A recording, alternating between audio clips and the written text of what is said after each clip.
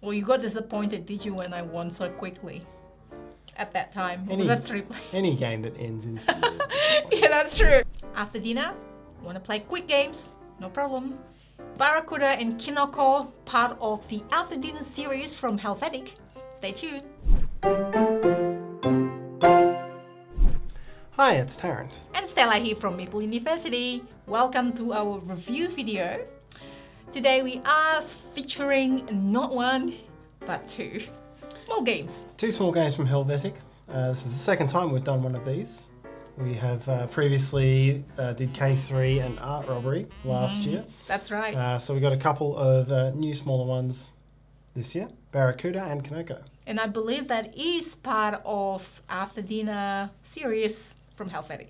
Yes, certainly all good, quick little games. Indeed.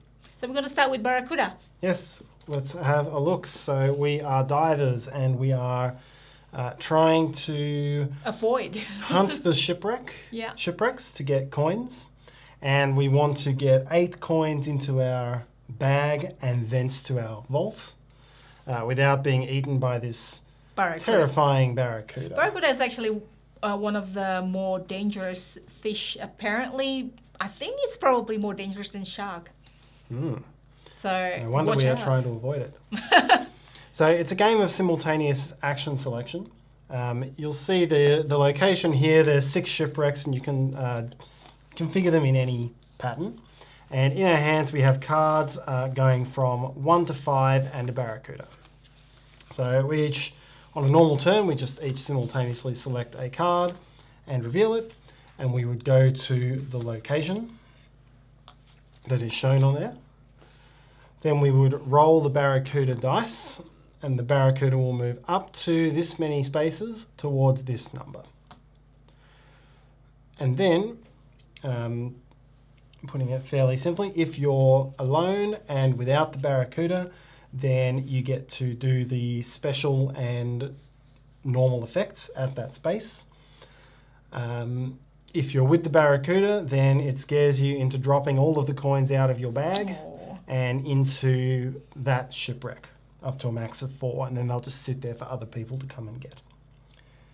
Ultimately, you want to gather all of the cards that you can. You want to gather all of the coins that you can and then go to the location that lets you bank it into your vault without having it scared away from you.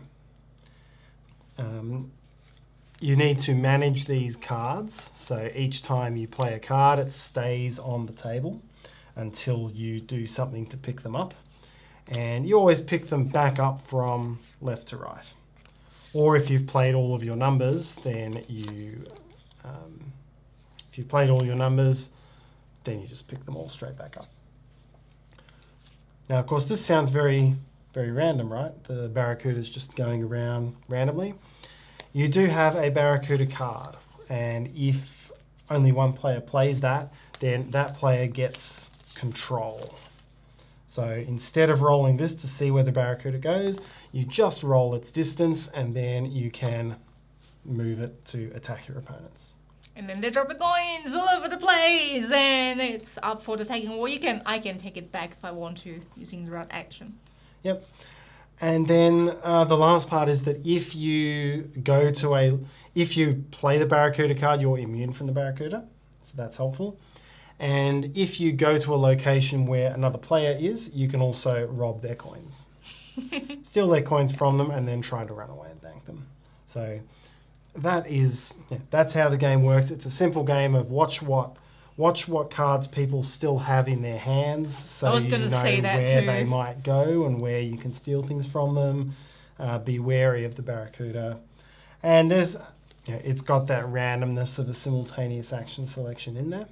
So what are some of the actions, Tarrant? So this is based simply pick up coins. So you want to collect coins? Yeah, pick up 3 coins. If you're on your own. Pick up 2 cards. From left. This one lets you regain your barracuda card or make someone else discard theirs, so you can change that element of the game. This one here protects you from the barracuda, so this particular one is always a safe spot, so my example here wasn't actually a correct example. So things like that.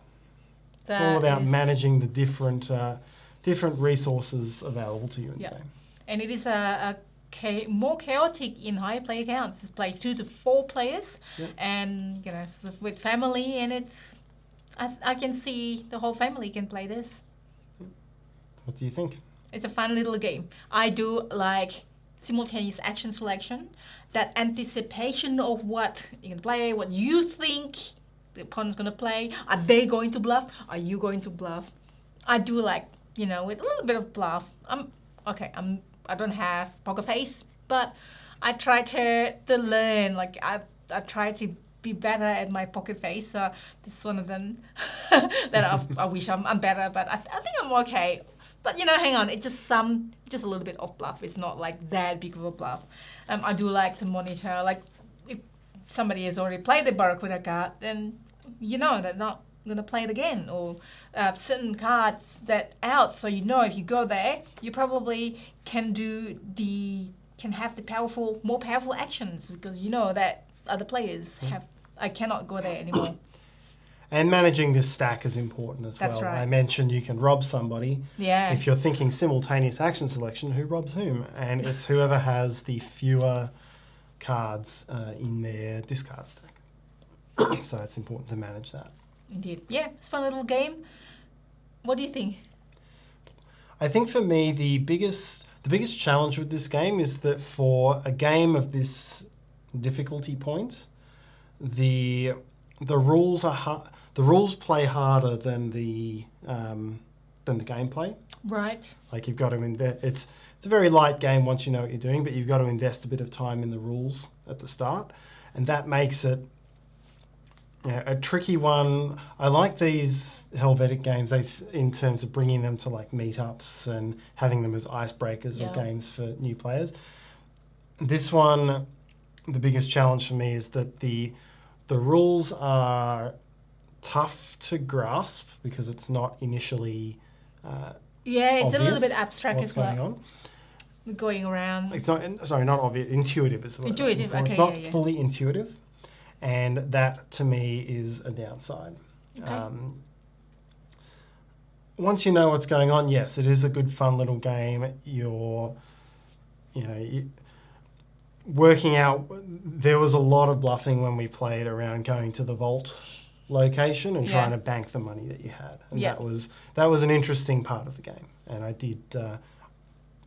I did enjoy it for that respect. Indeed, yeah. That's definitely icebreaker. I just wish that they probably can play more than 4 players, but I don't know. Obviously, the balance is probably not right. More than 4 players. You'd need much more shipwrecks for that. Yeah, that's it. Yep. There's also flexibility. There's 2 different cards for each of these numbers, and that means you've got a lot of different combinations of It's cards. not this that you one. can It's play. over there. Yes, there's another in the deck, which I think I left in the box. Okay. So that's it. Barrakuda. That is Barrakuda. Have you played anything like it? Let us know in the comments. I'm always, sometimes some of you would say, hey, like this is like this game, or like, okay, yeah, I'm just like look into that and found new treasure, not just treasure. Anyways, yes. What's the next one we have, Tarrant? Next is Kinoko. All right, so now we've set up Kinoko. Magically appeared. Come on, just try to have to move magic. And what this game has is suits of cards which have a colour, and then cards in numbers 1, 2, and 3. And there are 6 of these sets in the game, and you use 2 more than the number of players in the game. Now this is a competitive game which uses the Hanabi mechanic of you can't see your own cards, but you can see everyone else's. So we'd be doing something like this. I can see Stella's cards, Stella can see mine. We each have a 1 and a 2 and a 3. And there's also 2 cards down here or 2 hands down here on the table that neither of us can see. Then from the 4 cards that are just the colours, 1 is randomly revealed as the forbidden colour, and you want to not have that in your hand at the end of the round. Then we each receive 1 card that we look at secretly, And we want to contrive it so that there is a set of our colour in one of the 4 hands, or one of the 5 or 6 hands, depending on your player count. So 1, 2, 3 of, for me, secretly, purple, and you are blue. And for me, blue. Doesn't matter whether it's in Stella's hand, my hand, or a hand on the table. That's what I'm trying to do. And then and then the other colour is just gone. And then round by round, or turn by turn, you roll the dice, and then you take an action based on the roll. Now I've got no choice. I just roll 3 threes. When I roll 3 threes, I can swap. I just pretend you roll better. When you use a number, you can swap a card of that number with another card of that number. So I can see Stella's 3 here. I want to know what this 3 is, so I do that. Ooh, there's a blue. So now I know where one of the blues is. I don't know still. Stella doesn't know. I can follow that card around to try to meet my blue objective and try to get them together. Yep. Same thing for the 2, same thing for the 1. So I've rolled now this one here. That one lets you look at a card. So any card that you can't currently see, you can have a look at it. Yep. And now, if I roll that, I would want to maybe swap this. So this is a 3. This is what I want to eventually get, but I don't have any other information anywhere else. So maybe I'll just save it somewhere and then trying to combine this somewhere like that. And then it gives me information of what card this is as well. Yep. This one here lets you swap 2 hands. So if I think or know that I've got some green cards in my hand and I don't want them there, because it's the forbidden, as I'll swap talk with about, this one, that one, so those ones. I can just do a swap, like so. Now that would have given Stella a lot more information than it's given me, so that would have been quite a bad move. Yeah, but usually you probably and you're want smiling like these are all purple, and I haven't seen any purple cards yet. So. Because otherwise you probably want to swap your opponent's hand instead. So yep. And then this one that's good for me. So all I need is to get number 1 purple on Tarrant's hand, and I just declare that that's it. I got it. Yep. The last remaining action is re-roll. Yeah. So you keep going, and then at the end of your turn, if you think there is, you don't have to know it, but if you think your colour is somewhere in one of these hands, you declare the round over. Everyone reveals their hands, reveal the hands on the board. And if your set is somewhere out there, you score 2 points. And if you have a forbidden card in your hand, you lose 1 point, down to a minimum of 0. And then you just play rounds in that way until someone gets to 4 points. What do you think, Darren? I think it's clever. Since Hanabi came out, nothing else. I haven't come across any game that's really come close to it in terms of, or that's really done anything different with the can't see your own cards mechanism. And this is quite good. I like what they've done here. It's clever and it can be quite thinky. And it's also simple. So I think they've, again, for this really short game length that the Helvetiq games are tending to go for, they found a really nice little niche with this. Well, I can say that, yes, I haven't actually seen much except one, but that game is prototype. So I can't really say what it is. I just know that it's a prototype game. It has got this, not the same one.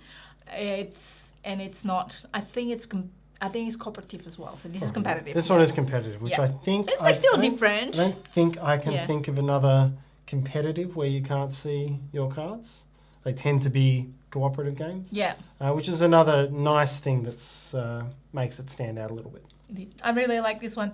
If I have to choose between this one and Barrakuda, I'll probably pick this one, although Barrakuda comes close second. Because this is really, really fun. You just have to have some memories. I don't need a lot of good memories. Like my memory doesn't need to be too good. You probably can remember if there's like 8 hands, and you can probably remember exactly. But there's only 4 hands in a 2-player game at least. Yep. And yeah, it goes up to 5 hands and 6 hands at the higher player counts. Yeah, but I can see other players' hands at least. I can just like try to, okay, I need to swap this here, swap that there. It's really clever. That's the summary of what I was trying to say. Yep. It does have one major downside, which is that rounds can go extremely quickly. If anyone can see 3 cards that match in setup, then you just redraw. But if there's 2 that match and 1 that doesn't, if we were playing 3 players and I could see that these were in one hand and these were in the other, and I played first, I would be able to do a pretty quick swap. Yeah. The rounds can go extremely quickly if the card draw Just happened before. I got lucky. Yeah, that's its main downside. Yeah. But if you start with everything scattered, it's a fun little challenge. Yeah. Well, you got disappointed, did you, when I won so quickly at that time? Was that 3 play? Any game that ends instantly is disappointing. Yeah, that's true. Oh, well, we were actually teaching someone else as well at the time. Like, oh, that's it. That's quick. Yeah, but that doesn't really happen. But yeah, that's part of why it plays multiple rounds as well. That's correct. Yeah, It's just not just the one. First to 4 points. First to 4 points minus negative points as well. Yeah. Yeah, really like this. It's play 4. It's probably what go well about 4 players as well. You'd have too much information. Yeah. I mean, we've been looking for that sort of like a Navi style. It's not quite like a Navi, but it's clever like that. Yep. Which one do you like better out of, not that we're comparing, it's 2 different games out of the 2? I do think Kinoko doesn't have the, as I said, with the main issue with Barrakuda is that it was a high investment for a very rules for a very quick game. This one, very simple rules. You've only got the actions on the dice, which works perfectly for a game of this difficulty. Definitely works to play after dinner or fillers. Indeed. Or after a mushroom dinner. Icebreaker. Mushroom. It's not really cute. Is it mushroom? Yeah. It's like 3. It's a mushroom. It's all They're all mushrooms. mushrooms. That's right. Mushroom. I like mushroom. That's mushroom game. Yes. Maybe it is in Japanese as mushroom game. It's a type of mushroom. Is it, Kinoko? I think so. Now I want to eat mushroom. Thank you. So what do you think of these? Do you think it's something for you? Maybe not. But check it out. Go check it out. They have a few little games out there, and I think Art Robbery made it our special mention of our top 10 games of 2021. It did. Yep. That one's come out at a lot of parties, actually. It's Renus Nitzia's game, that one. So, and that's, yeah. And we played with somebody, and then that person immediately bought a copy of it. I remember that. And then he brought it to Meetup, and I was like, oh, that's Art Robbery. That's not our copy. Yeah, I bought it straight away. Like, yay. So check them out if you like smaller games, easy to play. Good for traveling. Like, this is I can probably bring for traveling. I'm going to Gen Con soon. Well, when we record this, I'm going to Gen Con soon. So I don't know when I'm going to release this video anyway. I might bring it, yes. But I do want to bring more games from Gen Con, so I should probably not bring games. We're going off the topic. But yeah, should I bring games? What game should I bring to Gen Con? Let me know. And maybe I'll see you at Gen Con. Yeah, off the topic, sorry. That's it. Anything else, Tarrant? No, that's all from me. And if you found this video useful somehow without all the off the topic thingy, maybe let us know. That will be really helpful if you can hit that like button. If you haven't subscribed to us, you can do that if you like. You get notification if you hit that bell as well. We do reviews like this. We got How to Play, I've got Stella Tarrant Sweet, we've got live playthrough on the weekend, and so on. And more. And hand solo. Yeah, my friend Henry now doing solo playthrough. And I'm also on Instagram. Find me there as well. Actually, I just started TikTok. I haven't really mentioned that much. And that's it. Hopefully you have a great day. Thank you for watching and see you next time. Bye.